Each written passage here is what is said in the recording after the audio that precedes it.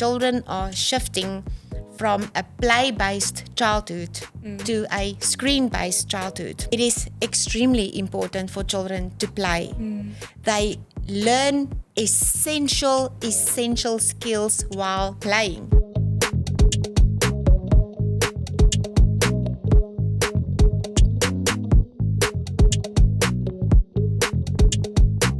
Welcome to the second episode with Safe Parenting by Funkyfing. With me, I have Dr. Anke, who is well known for her research, going all over South Africa, talking to parents, to schools about the digital dangers out there, who's written a book, The Digital Dilemma. So we are very thrilled and very thankful to have you here on our second episode on our podcast. So thank you for being here. Samantha, thank you so much, and absolutely my honor. Thank you for inviting me again. It's a pleasure. So like I said in the first episode, I'm going to speak from the perspective of a mother. So I'm going to ask you the hard questions. We want to listen and hear what is happening out. What do you see out there that's happening to parents and the children, especially on the field of the online addiction, the screen time addiction, the gaming addiction. And yes, so maybe if you can just share a story of what you've seen out there, parents that shared their story. Yes, so thank you, Samantha, and thank you to all our viewers and those who are listening. I think to start with a story and to unpack the story a little bit will be a good place to start. So this is obviously the beginning of the year, and I do a lot of the work that I do is I work in schools as a counselor. So I physically go to the school, they give me a counseling room or a place where I can sit, and then from there either a mother or maybe the teacher will recommend or ask for a specific child to get counseling for various reasons. So 2 cases at 2 different schools, similar scenario that I want to share. So in the one school, it is a girl, grade 3, 8 years old. Another school, the same thing, also grade 3, a boy, 8 years old, turning 9. So the reason why the boy was referred to me was that the teacher actually came to me, and the teacher said that she does not know how this boy passed grade 2. She said that this boy seems to be unable to read. He cannot comprehend. So she, for example, will read a story, and then afterwards they need to answer some basic questions about the story. So there's no comprehension and no understanding. She says that the boy cannot spell at all, cannot do maths. He cannot hold a pen properly. And also, what she did is they had like a period in school where there was like music playing, and then the children can dance a little. And she showed me a video that she took just so that I can have an idea. And I could really see that apart from the fact that this little boy was a little bit overweight, not excessive, but a little bit overweight, his muscle tone was very, very low. And I could also just see that especially his major muscles was very, very underdeveloped, where he like hunching, and have also like a little bit of a hump. And he's 8 years old. 8, and he's 8 years old, Okay.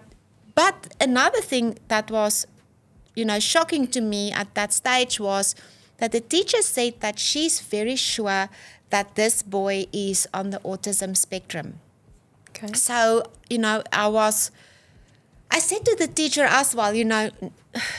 normally a child on the spectrum get diagnosed very, very early.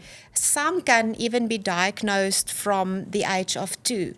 But it is also something that I do see in the counseling room and in schools in general, that a lot of parents are coming to me, or even teachers coming to me saying they think that this child is on the autism spectrum, or maybe Asperger's or something like that. But all right, back to the boy. I got the boy in for counseling. So our first session normally is just how are you? It's just a basic introduction. And initially, I could really see what the teacher was saying.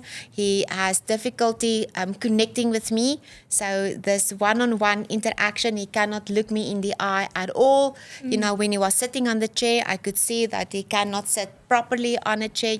Also he was almost like hanging on the chair. And just basic questions he really struggled to answer. Also went to the books that the teacher showed me, and I could see, all right, but there's no spelling, no maths, everything was just really not good.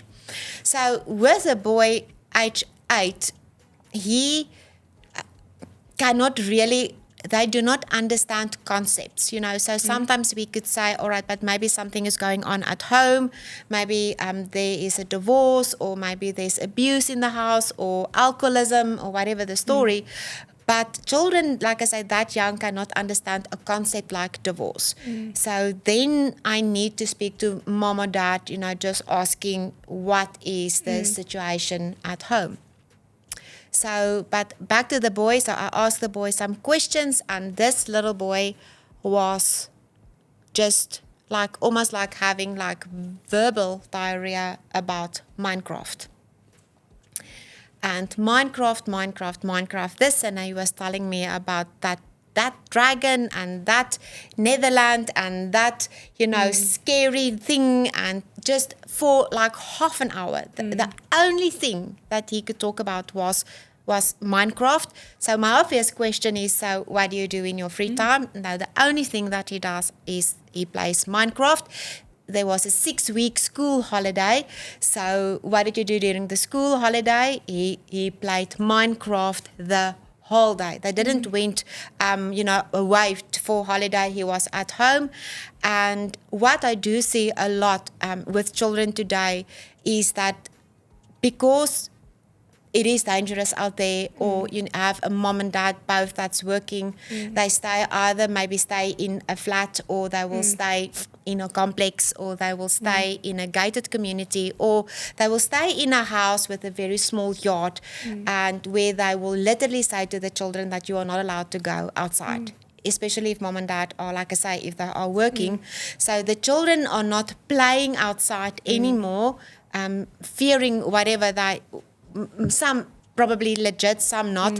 But now the children are indoors, maybe locked up or in a flat. So what do they do? The only thing to do is either play games or watch TV or be in front of a Netflix or a YouTube or whatever the case. So a huge thing that we do see is that children are shifting from a play-based childhood to a screen-based childhood. It is extremely important for children to play. They learn essential skills while playing. Not just that they are using their physical body to play. So the physical body, the muscles, the skeleton will get stronger and stronger as they climb and jump and cycle and run.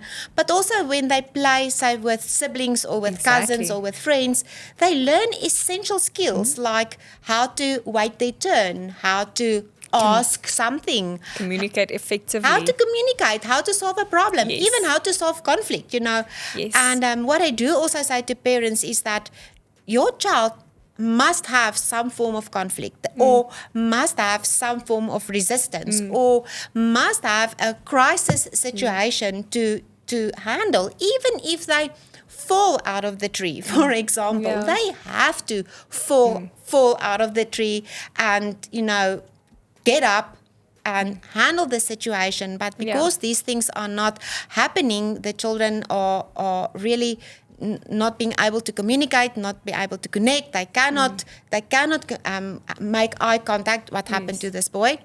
So yes, at the end of the day, this boy was in front of a screen for 12, 13, 14 hours a day.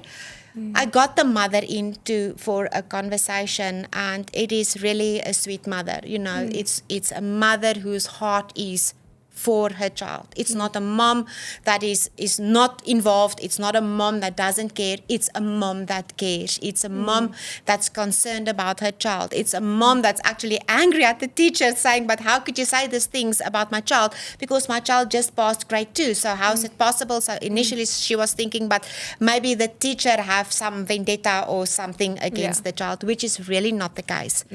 So when I did speak to the mom, I could really understand that the mom had no idea that what she was doing was harming her child.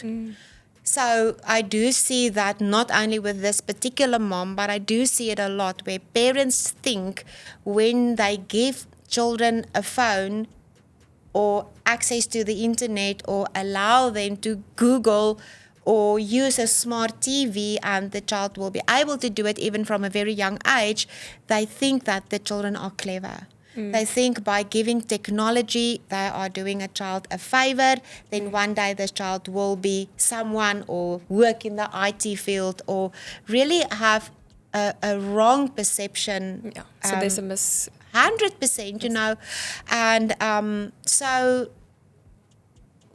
this mom, when I gave her the truth that basically what happened to this boy, specific boy, and the same is with the story with the girl in another school, is that because of 6 weeks of constant screen time, not going to bed at 8, but maybe being even on the phone after dark when this boy is supposed to get enough sleep, allowing the phone in the bedroom, this boy regressed. So basically everything that he learned, how to read, how to spell, how to count, he unlearned. So what we do see with research now, Samantha, is on a brain scan that you physically see that the gray matter of the brain is shrinking. So if your gray matter in your brain is shrinking, it means that you literally are losing cognitive thinking capabilities. You are losing critical skills when your gray matter are shrinking. So yes. So what was your suggestion to this mom? What was the tips that you've given her or the advice? So the good news is that everything can be restored. So that is the good news, So yes, our brain it's not a doom and gloom. Yes, end of all. Our brains are neuroplastic, which means that when there is like brain damage like that, your brain can literally heal itself. So that's the good news. It takes about 6 weeks for your brain to restore, which is not a long time. Yes. So the first thing, obviously, that I said to this mom is that she have to take away the phone. Okay. So cold turkey or in sections? Or? So that's also, it depends. So when I said to this specific mom, listen, take away the phone, her eyes were like big like this, like saucers. Yeah. And I could just see almost like the fright in this mother's, because she probably had tried to take the phone away thousands of times before just to get a massive meltdown or maybe a huge anger outburst that the mom is too scared to take the phone. Which I do understand, but again, it brings us just back to parenting in the sense of, but all right, who's the mother and who is the child? But anyway, so when there is pornography involved, because sometimes, unfortunately, it's not gaming or not social media, but a compulsive thing on pornography, watching porn compulsively, then I would say cold turkey, take the phone, take everything, switch off all the devices, put on passwords on everything, switch off the Wi-Fi router at night, so pornography 100%, you cannot ease someone out or fade porn out, then you take the device. No, it's almost like having a snake in the room. Exactly. Take it out. You Take don't it want out. it to. Yeah, you don't want it to be. And so with gaming, you can fade it out. So for example, for this little boy, so say he's in school now from 7, gets home around about 2 o'clock, then I would say on a school week, absolutely no screen time. There's no need for school-going children to have phones during the week. They have to do sport. But anyway, so for this specific mom, so I said, all right, let him come home and say after school, give him like 30 or 40 minutes screen time, and then take it away, and then he must go exercise, he must go for his soccer practice, he must do the homework, and as a reward for good behavior, give him a little bit of screen time again. Okay. So I now know that a lot of people will say, yeah, but you cannot only function on reward. Children must be obedient. It's my personal opinion that you actually can reward a child with some screen time. So yes, so you have to phase it out. Okay. But the thing is, it's not just phasing it out, it's replacing. Okay. And so, because there will now be in this boy's life, say 5, 6, 7 hours of empty time. So with excessive screen time, what is happening now, because it takes away the imagination, because it takes away the creativity. And just the boredom. Exactly. Being bored. Exactly. So now this boy have no clue how to be bored. But think about your own childhood, Samantha. When you were bored, what did you do?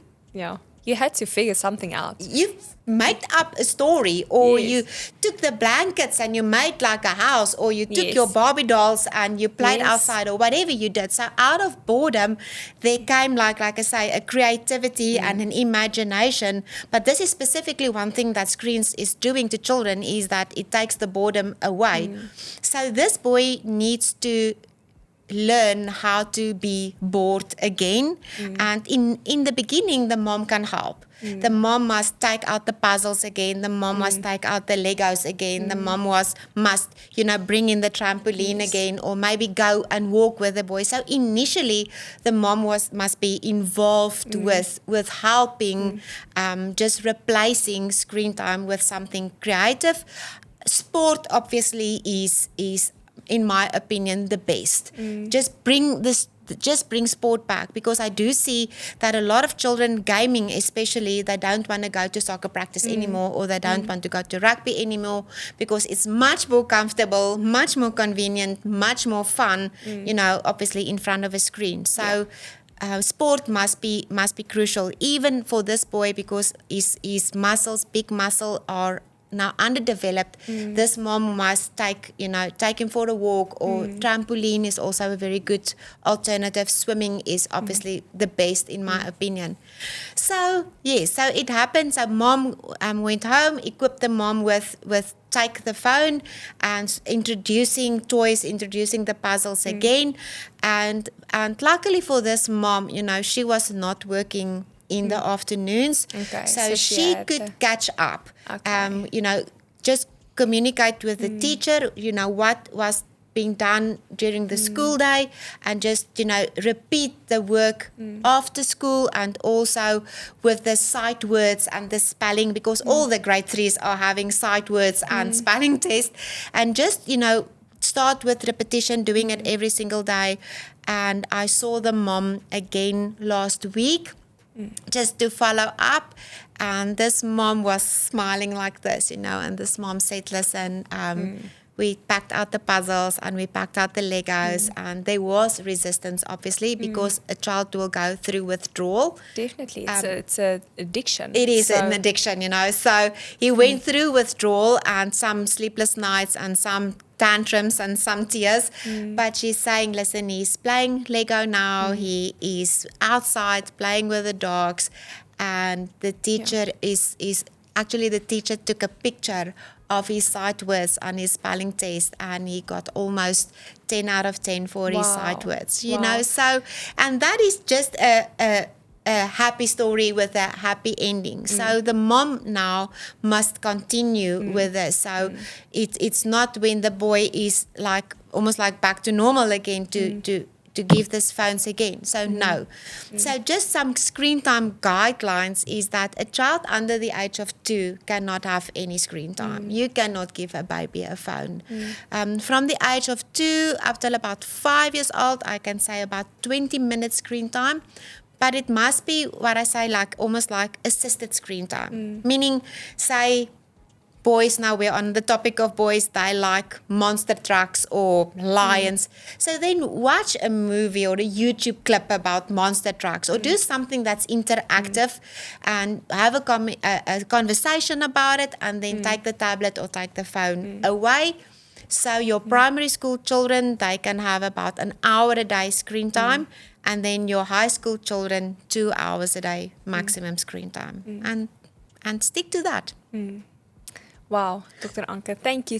I think that's a testament that it's not doom and gloom. It's not the end of the world. Yes. We can train our brains to be rewired, and then when our brains are healthy again, our physical bodies can be healthy 100%, again. 100%. That is really good to know that it's not the end of It's really not the end of the world. And No. you know, as moms, sometimes we're in a situation where we think we need to give a device or whatever. But just learning that. I think what you showed today is that sometimes we are unaware of what happens when we give it. So no mom shaming out there, mom guilt. I mean, we've all done it. 100%. But knowing that it's not the end of the world, we can recover and we can grow healthy, happy children out there. 100%. So thank you, Dr. Anke. Thank you for sharing this story with us. I think thanks. we're helping lots of parents out there to know that there's actionable steps, actually just by getting them bored. And also let them play again. Let them play. But in the beginning, like you said, just taking their hand to help them to get to that place where they're okay. And I think just also, I think a lot of parents are not aware of the dangers of gaming, specifically a game like Minecraft. It looks very innocent, but I don't think that they understand that games were designed from the very beginning to be highly, highly addictive, especially Minecraft. And I also just want to, warn the parents about Roblox. So a lot of the primary school children are playing Roblox, and you must be very, very careful of Roblox. It's actually the biggest platform where we do find predators, just absolutely focusing and hunting almost minors on the Roblox platform. And also Roblox is a platform where other people can develop on the same platform. So we do see a lot of pornography being inserted in Roblox. So also as a mom, I think when your child is playing Roblox or Minecraft, make sure that the game is being played, say, for example, in the sitting room. So do not allow any devices in the bedroom alone, isolated, closed doors, and also, take off the earphones so that you can hear the conversation. As a mom, you will be shocked also about the swear words and the language that is coming out, because it's not other children that your children are playing with. It's most of the time adults, and they don't care that there are children on this platform. Exactly. So when you do allow gaming, because allow them, they do connect with their friends, like Fortnite, play Fortnite with their friends. But limit the time, make sure that it's not in the bedroom, make sure that you hear what the children are saying, and then after one game, then switch off and just go play. Awesome. Thank you, Dr. Anke. Thank you. Thank you for sharing your valuable insights. I think for us as parents, we really appreciate. And As South Africans, we appreciate the work that you do out there to keeping our kids healthy and screen-free. So thank you, Thanks. Dr. Anke. Thank you, Samantha, and thank you to the viewers. And I'm looking forward to our next episode. Awesome. Thank you.